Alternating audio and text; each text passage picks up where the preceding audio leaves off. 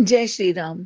मैं आज आपको गाय का एक ऐसा उपाय बताने जा रही हूँ जो बहुत ही प्रभावशाली है और बहुत ही महत्वपूर्ण भी है। देखो, हिंदू धर्म के अंदर गाय को जो है वो माँ का दर्जा दिया है और माँ की किसी भी तरह से सेवा करनी जो है वो हमेशा फलदायक होती है। अगर किसी वजह से अगर आप अपनी माँ की सेवा नहीं कर पाए, आपकी माँ इस दुनिया में अब नहीं रही, तो उनको स्मरण करते हुए अगर आप गौ माता की भी पूजा करते हैं तो वो एक समान ही माना जाएगा। बहुत बार हमसे जाने-अनजाने ऐसी गलतियाँ हो जाती हैं जिसमें हम अपनी माँ को दुखी करते हैं और माँ दुनिया से चली जा चुकी होती है। तो उस केस में हम हमारे को कोई रास्ता नहीं मिलता। कई बार हम पंडित को भी कुंडली दिखाते हैं, कुंडली बोलते हैं कि जी आपको माँ की सेवा करनी चाहिए और माँ को हम खो चुके होते हैं, है ना? तो भगवान कभी ना किसी के साथ ऐसा करे, किसी की माँ उसको छोड़ के कभी ना जाए। सब बच्चे अपनी माँ के साथ रहें, लेकिन फिर भी नियति है, कभी-कभी कर्मों का फल भोगना पड़ता है। तो अगर हम अपनी माँ को खो चुके हैं और कोई उपाय ऐसे हैं, कोई समस्या ऐसे हैं जो माँ की सेवा करने से ही दूर होंगे और ना भी अगर आपकी माताजी आपके साथ हैं, आप सौभाग्यशाली हैं, तो भी अगर आप गऊ का उपाय करते हैं, तो आपको बहुत शुभदायक फल जो है वो मिलता है। गाय को क्योंकि माँ का दर्जा दिया है तो उन्हें कोई भी वस्तु खिलाना, कोई भी अन्न, कोई भी धान, कोई भी सब्जी खिलाना जो है वो पुण्य कर्म ही होता है।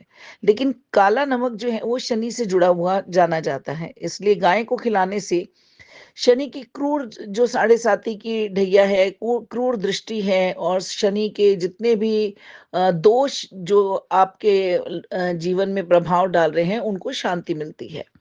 कोई काम आपका बन नहीं रहा, रुकावट है, धन कहीं न कहीं आपका अटक जाता है या अननेसेसरी आपका खर्चा आ जाता है। जैसे चलते-चलते अचानक से आपका स्कूटर जो है वो एक बड़े खर्चे को न्योता दे देता है ना?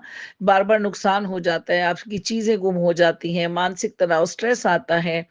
वो इन सब से आपको राहत दिलाता है और साथ ही क्योंकि राहु भी काला नमक से संबंधित माना जाता है, इसलिए यह जो उपाय है, ये राहु केतु के दोष अचानक से सडनली जो प्रॉब्लम्स आ जाती हैं, हमें अनजाना डर लगा रहता है, हमें वहम होने लग जाते हैं। कई बार क्या होता है, आपके घर में कुछ नहीं होता, लेकिन आपको राहु की वजह से आपको वहम होने लग जाता है कि मुझे किसी की नज़र लग गई, मुझे किसी ने कुछ कर दिया, हमारे घर पे किसी ने कुछ किया है। वो एक्चुअली में होता कुछ नहीं है।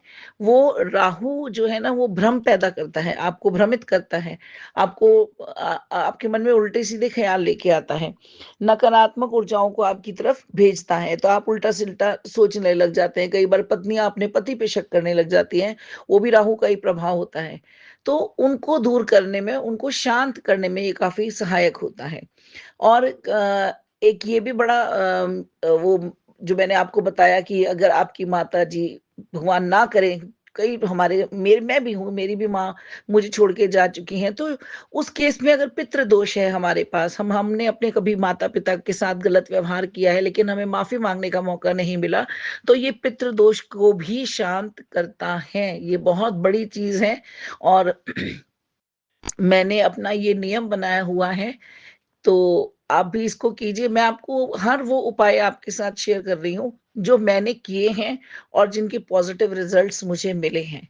मेरे पास उपायों का भंडार है, इतने उपाय हैं कि मतलब मैं हर अपनी एक प्रॉब्लम से कई लोग तो मुझे देख के ये भी सोचते होंगे कि मैम सारा दिन यही काम करते हैं, बट हाँ, मैं करती हूँ क्योंकि मैं इसको एफर्ट्स काउंट करती हूँ। मैंने पिछली वीडियो में भी आपको कहा कि मैं इनको एफर्ट्स में काउंट करती हूँ, मैं इनको ढोंग, पाखंड और आडंबर या वहमी होना या ज़्यादा ही ज्योतिषी को मानने वाला होना, ऐसा नहीं मानती। मैं इनको एफर्ट्स में काउंट करती हूँ और हर इंसान को अपनी ज़िंदगी को बेहतर बनाने के हर हर मुमकिन प्रयास जो हैं वो करने चाहिए।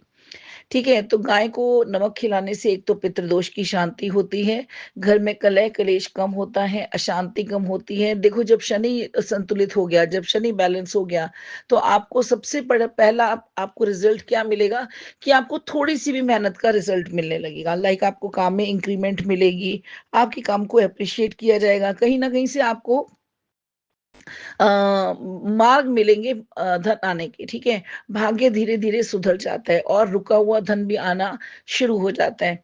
ज़िंदगी में ना हमें अपनी ज़िंदगी प्यारी लगने लग जाती है, स्थिरता आती है।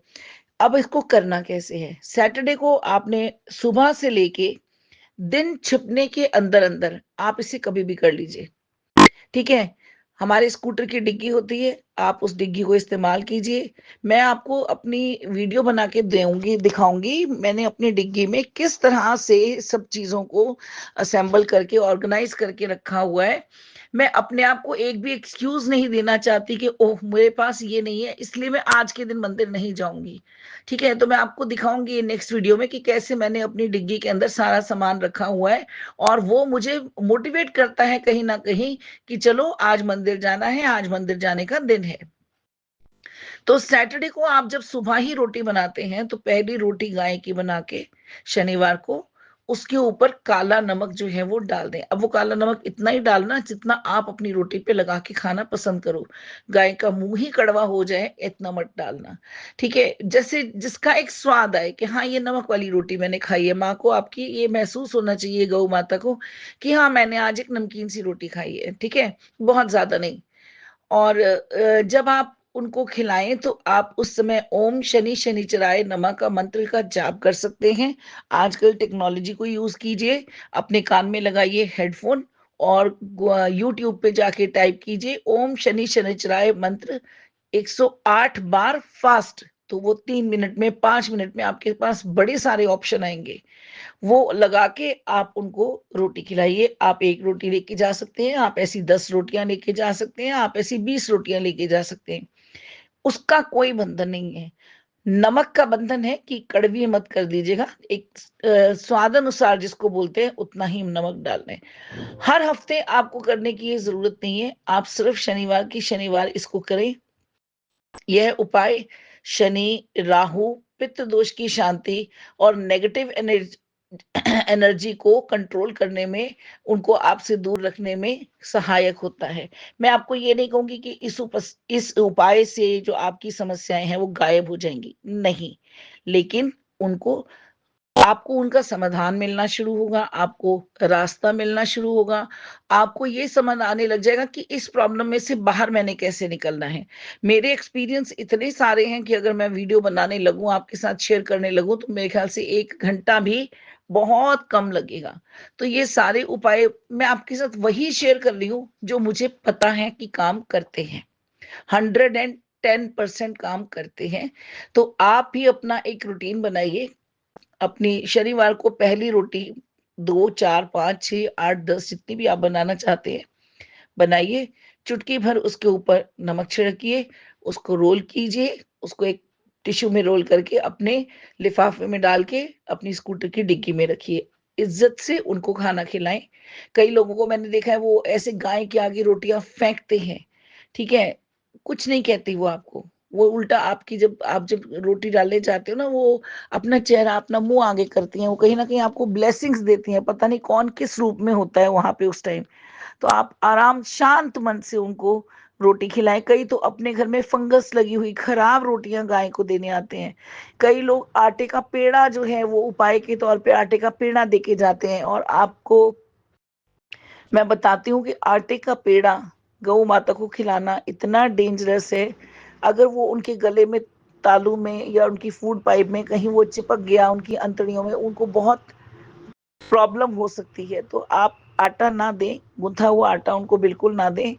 आप उनको प्रॉपर रोटी बना के, जो ये मैंने आपको बताया कि उस पे नमक लगा के दें और देखिए आपके दिन कैसे बदलते हैं, आपकी लाइफ में कितना पॉज़िटिव चेंज आता है और आप ये उपाय करने के बाद आप मेरे को, अगर आपका दिल करे, तो मुझे कमेंट में बताना कि आपने क्या फ़र्क महसूस किया इस उपाय को करने के बाद। जय माता दी।